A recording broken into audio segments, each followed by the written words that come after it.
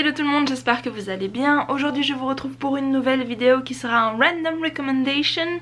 Tout simplement parce que je n'ai pas vraiment d'autre chose à vous proposer, sachant que j'essaie de terminer la saga Wheel of Time. Si vous avez déjà vu mon dernier reading vlog, eh bien vous savez que j'ai terminé récemment le tome 11 de Wheel of Time et j'ai donc décidé de les enchaîner, c'est à dire que là je suis en train de lire le tome 12. Le voici, donc c'est The Gathering Storm et j'ai déjà bien avancé en une semaine, je suis à la page 443. Donc ici, et voilà, je pense lire le tome 13 qui est à peu près la même épaisseur juste après, ainsi que le 14 pour terminer entre guillemets, puisqu'il y a encore le préquel, mais ça c'est pas très grave si je le finis pas tout de suite. Mais voilà, c'est mon objectif pour la fin de cette année. Je pense bien sûr terminer assez en avance si je les enchaîne tous à la suite. Et du coup ça me laissera un petit peu de temps vers décembre je pense, ou même novembre, donc novembre-décembre par là, pour lire d'autres choses. C'est vrai que c'est le mois d'Halloween, c'est octobre. J'ai mis d'ailleurs mon pull orange parce que voilà, ça va bien avec la saison.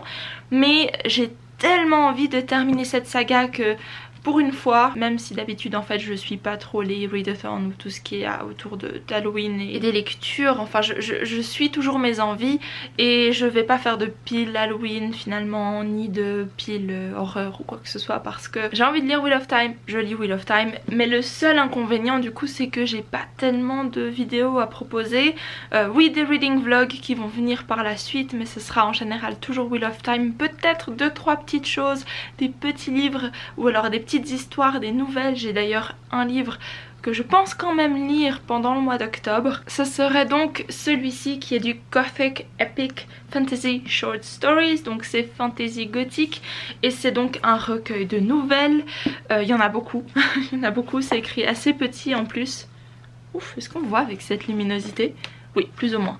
Et du coup, je pense en lire 2-3 par-ci par-là pour me mettre dans l'ambiance. Je sais pas trop, mais ça peut être une idée. Ou sinon, j'ai aussi par exemple 2 histoires comme ceci. Là, c'est The Missing Girl par Shirley Jackson. C'est une abonnée qui me l'a très gentiment envoyé. D'ailleurs, je te remercie, Erin, si tu passes par là. Et donc, voilà, ce genre de petite histoire assez courte. Shirley Jackson, c'est du gothic horreur, donc ça peut être une très bonne idée. Et sinon, je me laisserai inspirer si j'ai d'autres envies, mais pour le moment c'est Wheel of Time à fond. Je vais donc me saisir de ma petite jarre. Donc pour ceux qui sont nouveaux ou nouvelles, eh bien les random recommendations, c'est justement comme le titre l'indique, une recommandation de livres un peu au hasard, puisque dans cette jarre il y a pas mal des livres que j'ai déjà lus et je vais en tirer 3 au sort et vous donner mon avis sur ces livres là. Sans plus attendre, je vais tirer le premier petit papier. Alors le truc c'est qu'en général il y a tout qui tombe. Oh, j'en ai 2, bon bah je prends déjà 2, on verra bien. Je pose ça ici, hop, et je me saisis du premier papier qui est du coup... Ouh, ok. Il s'agit de The Starless Sea, donc The Starless Sea par Erin Morgenstern, qui est sorti je crois l'année dernière. Je me rappelle que je l'ai lu à sa sortie et il va très bientôt sortir en français, sauf erreur, au mois de novembre. Je ne sais plus sous quel titre, je vous mettrai la couverture rapidement ici. Mais The Starless Sea, c'est un livre très particulier parce que l'auteur a aussi un certain style. Elle a écrit The Night Circus, le cirque de la nuit. Je ne sais plus de nouveau comment ça a été traduit en français, je vous remets une couverture ici. Dans The Starless Sea, on suit Zachary, qui est un jeune homme, un universitaire, qui traîne dans la bibliothèque et qui un jour trouve complètement par hasard un livre qui raconte un petit bout de sa vie, un souvenir d'enfance, et il va enquêter sur d'où vient ce livre et il va se lancer dans une aventure mais complètement sans dessus dessous. On part un petit peu dans l'absurde, il y a un peu de magie, un peu de merveilleux et c'est très bizarre au niveau de la plume un peu de l'auteur, de l'histoire, mais aussi de la structure du livre, puisqu'on a un livre dans un livre dans un livre. C'est vraiment spécial. Je pense que c'est soit on aime soit on n'aime pas. Moi je suis plutôt dans le côté où j'ai bien aimé le début, j'ai pas trop aimé la fin. Je suis un petit peu entre les deux. J'apprécie ce livre pour ce qu'il est, pour ce qu'il m'a apporté, vraiment un moment d'échapper, ainsi que des moments juste vraiment très beaux, que ce soit au niveau de certaines citations ou alors certains passages, mais au-delà de ça, j'ai pas tellement compris où allait le livre. Moi ça m'a laissé un peu sur ma faim, mais c'est quand même une bonne expérience, je dirais. C'était une expérience ce livre, c'était se plonger comme Alice au pays des merveilles dans un monde qui n'a pas beaucoup de sens et qui a plus de philosophie et d'images et de métaphores, et j'ai quand même bien aimé, mais il faut savoir dans quoi on s'embarque. Premier livre, Done. Next one. Oh oui, ok. Alors il s'agit de The Book Collector. Et alors celui-ci, il est quelque part par là. Non. Non. Si, il est là. C'est compliqué. Come on. Alors, j'ai mon collier côte d'être humain. Je sais pas si on le verra très bien. Oui, on le voit bien là. Je vais le sortir peut-être pour Halloween. The Book Collector.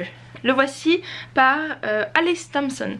Celui-ci n'est disponible qu'en anglais. Aux dernières nouvelles, j'ai cherché plus ou moins récemment, toujours qu'en anglais. Mais oh mon dieu, ce fut une si bonne lecture et en même temps c'était tellement weird, étrange, malsain et glauque. En fait, on suit une jeune femme qui se marie ou qui est déjà mariée, je ne me rappelle plus, à un homme qui collectionne les livres. Il collectionne des livres plus ou moins spéciaux, vous savez, des anciennes éditions avec des reliures et des couvertures un peu en cuir comme ça et tout. Et en fait, il y a un livre qu'elle n'a pas le droit d'approcher. Il est super bien gardé ce livre et on se demande pourquoi. Et c'est hyper... c'est bizarre. Donc c'est une histoire assez courte comme vous pouvez le voir. C'est surtout une ambiance, un peu de mystère, des contes qui tournent mal, un peu d'absurde au niveau du comportement de la femme. On se dit mais est-ce qu'elle est folle ou pas? Qu'est-ce qu'elle fait? Pourquoi elle reste avec ce gars? Pourquoi est-ce qu'elle se pose pas plus de questions? Et vraiment super. Ce serait une très bonne lecture d'Halloween.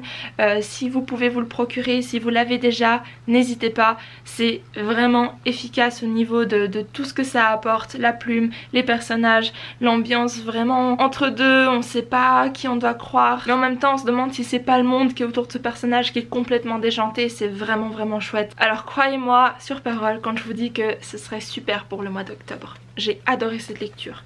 Je l'ai lu je pense l'année dernière et justement je crois que je l'ai lu après, juste après en fait, de Starless. Si, je crois même que j'ai fait un reading vlog où je parle de ces deux livres. Je vous le mets juste au-dessus si je le retrouve. Il nous faut un dernier papier. Hop là, bon bah je ramasserai le tout après. J'ai décidé de prendre celui-ci. Hop. Et du coup il s'agit de... oh mon dieu. Il s'agit de Elantris par Brandon Sanderson. Ta-da-da. Ok, par contre Frodo, tu restes tranquille. Je sens que ça va se péter la figure, mais c'est pas grave. Ok, donc Elantris par Brandon Sanderson. Comment vous dire que ce livre est une... je crois que... attendez, on est en quelle année déjà? 2020. Ok, je crois que c'était ma meilleure lecture de 2019, je crois. Mais dans tous les cas, une de mes meilleures lectures et un de mes livres préférés. C'est le premier Brandon Sanderson que j'ai lu et je suis complètement tombée sous le charme de sa plume, de ses personnages, de ses histoires et de sa façon de créer des systèmes de magie juste insolite et magnifique à la fois. Alors Elantris, c'est l'histoire de Elantris, une ville qui tombe en ruine mais qui à l'époque était une ville prestigieuse qui abritait des espèces de semi-dieux.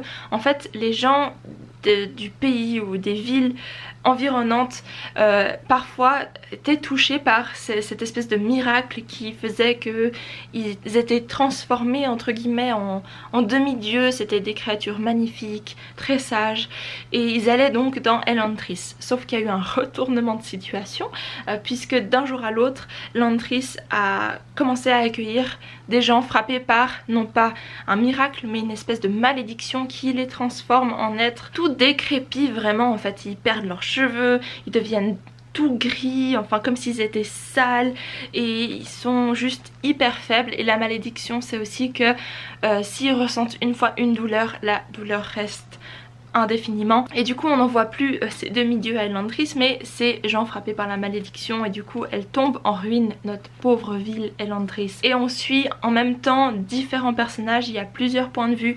Il y a une princesse qui vient sur le continent pour se marier au prince, sauf que le prince, quand elle arrive, il est apparemment porté disparu ou mort, on ne sait pas trop. Et on suit aussi un espèce de prêtre fanatique qui veut convertir les gens de la ville de, je ne sais plus quel est le nom de la ville, mais à côté d'Elantris, de se convertir donc à une espèce de religion. Et c'est juste formidable la façon dont tout s'entremêle. Alors je dis pas que Elantris c'est un chef d'œuvre, mais le génie de Brandon Sanderson, j'ai pas les mots, j'ai adoré. Je vous conseille vraiment de lire Elantris, que ce soit votre premier Brandon Sanderson ou votre second ou votre je ne sais combienième. C'est un de ses premiers romans publiés, c'est le 6e qu'il a écrit, mais vraiment on voit déjà tout son génie. Et je pense que dans les suivants on voit vraiment la plume et le potentiel de Brandon Sanderson gagner en splendeur exponentielle, parce que franchement The Way of Kings, j'attends de lire ça avec impatience.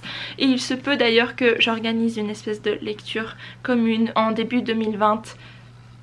2021, j'ai de la peine avec les années, ça passe trop vite. Et du coup je vous tiens au courant, mais voilà. Franchement, si vous n'avez pas encore lu Elantris, lisez-le. En plus, l'édition VF est magnifique.